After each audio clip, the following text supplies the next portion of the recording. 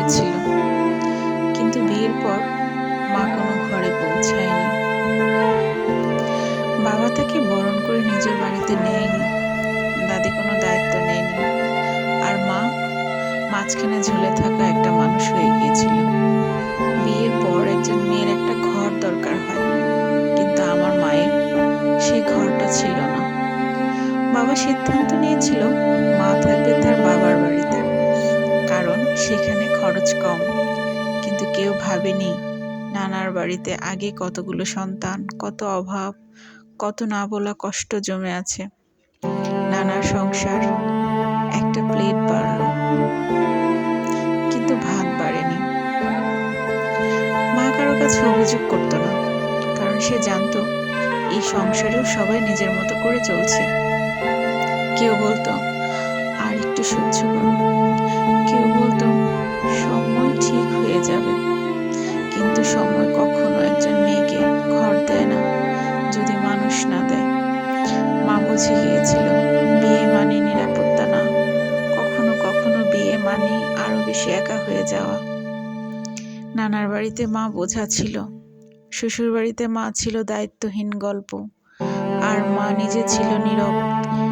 এই গল্পটা শুধু আমার মায়ের না, এই গল্পটা অনেক মেয়ের, যারা বিয়ে করেও কোনো ঘর পায়নি। নানার বাড়িটা বড় ছিল না, মানুষ ছিল বেশি। একটা সংসার, অনেকগুলো সন্তান, আর সবার মুখে একই প্রশ্ন, আজকের খাবারটা হবে তো?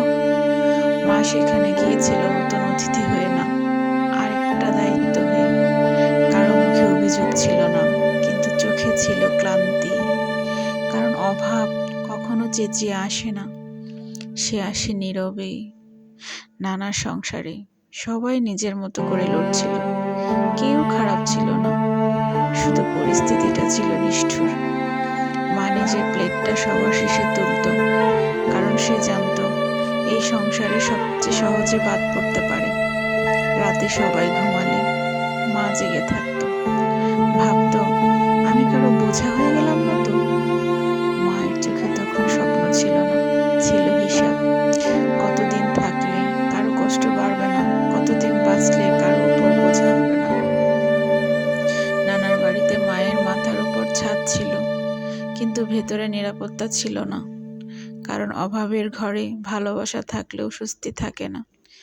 এই গল্পটা শুধু নানা বাড়ির না, এই গল্পটা সেই সব মেয়ের যারা আশ্রয় পেয়েছে কিন্তু ঘর পায়নি।